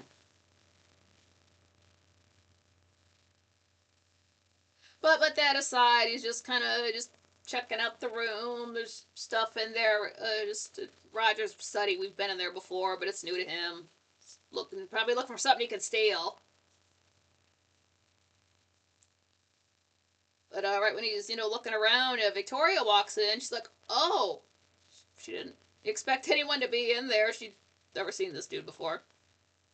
Well, except at the bar. But why you in Collinwood? She's like, "I just came in for a book." So she walks over to the bookshelf. Willie's, "Oh, you're the governess, Vicky Winters." She's like, "Yes, how do you know my name?" Says, I made a point to find out. "I'm Willie Loomis." "Victoria, you're Jason's friend." So there's one bookshelf, and then there's another one farther away. So like she's trying to she walks up to the first bookshelf, everything's fine, but when she wants to go to the other one, dude's standing in the way, like he's got his arm up on it. So he just, backs away slowly. That's not cool. So Willie says, "We're going to be living under the same roof." "Victoria, are you staying here?" "Willie, I was invited." "I don't know if you'll have time to read books. Maybe our rooms will be right next to each other." Gross. Victoria's heard enough. She's like, "Well, excuse me." She goes to leave, and he steps in front of her. He's like, "Wait, don't go. I'm going to see you tomorrow. Tomorrow night, we'll go out. We'll have a really good time." And she don't want to hear that, so she walks around to over by the fireplace to try to get out that way, and he blocks her that way too. He's got his hand up on the mantle. He's got his other hand on the chair, so she can't get around him at all. It's like, "Will you just leave me alone? Stop it!" Just then Liz walks in. It's like, "Leave her alone and get out." So that's when he, backs off. She gets around. She's over there standing by Liz. Willie's still basically over there by the fireplace by the door. Victoria's like, "Well, but, I'm all right." Willie's like, "Yeah, nothing happened." So just then Jason walks in, like, "What's the matter?" Liz says, "Get him out of here. I found him annoying Vicky." Willie says, "We were just talking, right?" It's like, I didn't touch you. Tell him I didn't touch you." Victoria, "Well, we were talking. I suppose he didn't annoy me." Jason's like, "Well, see? See, Liz, she has no complaint. Liz says, I know what I saw. So Jason takes Willie to his room. They both get out of there. So Victoria says to Liz, who are these men? Liz says, I invited them. They're my guest. Please don't ask me any more questions. And we see Roger's study for the credits. That is a good place to leave off since I can't do a review in 4 minutes. Okay, yeah, so the next episode we get to will be the one that premiered on John's birthday. That's cool. Oh man, pressure's really on.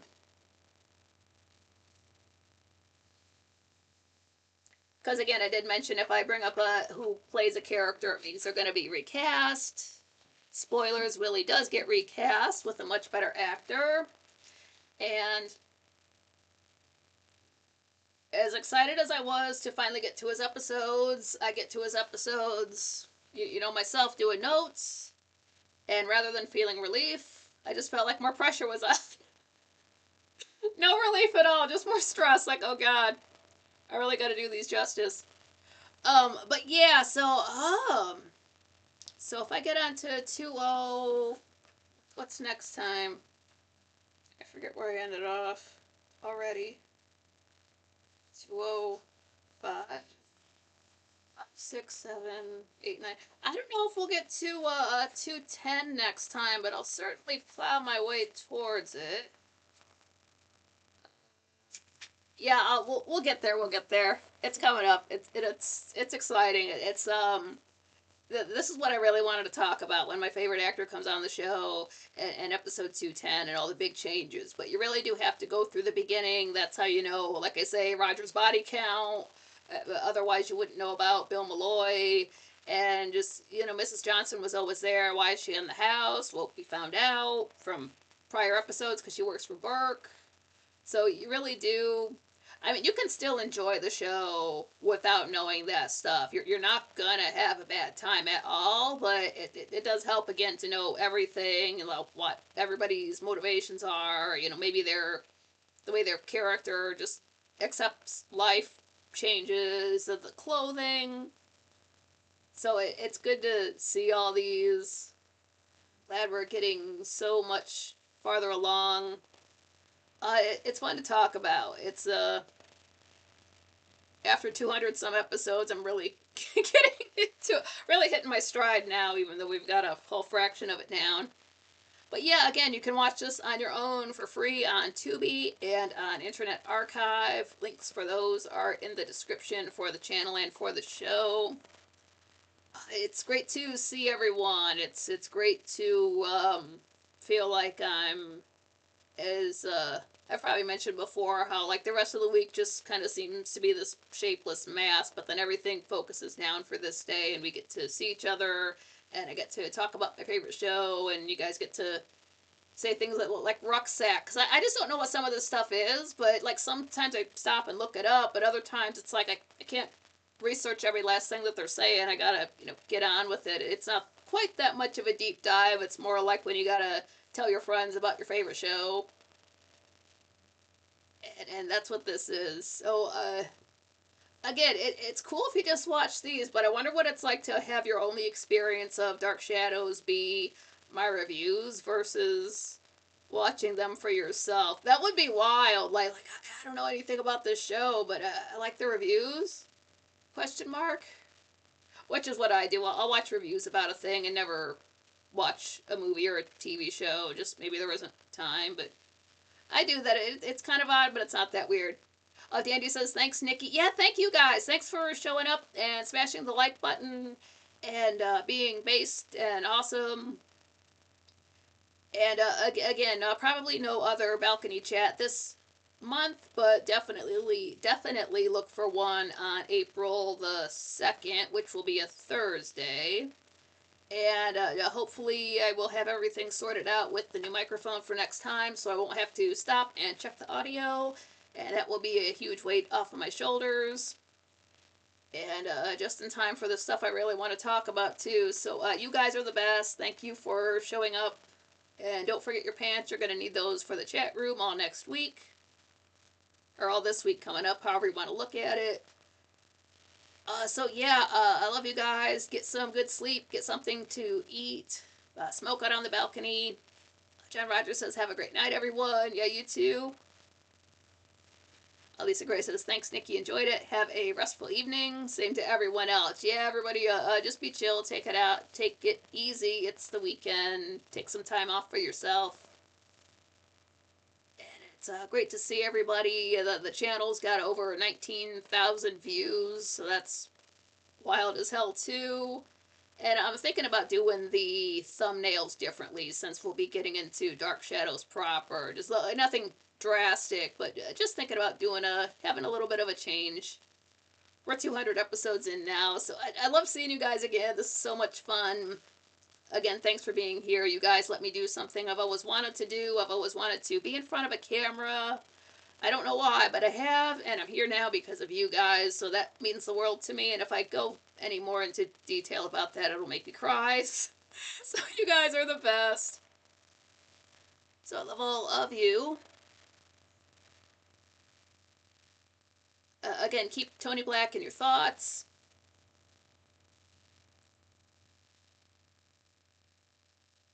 And yeah, just take it easy. And until next time.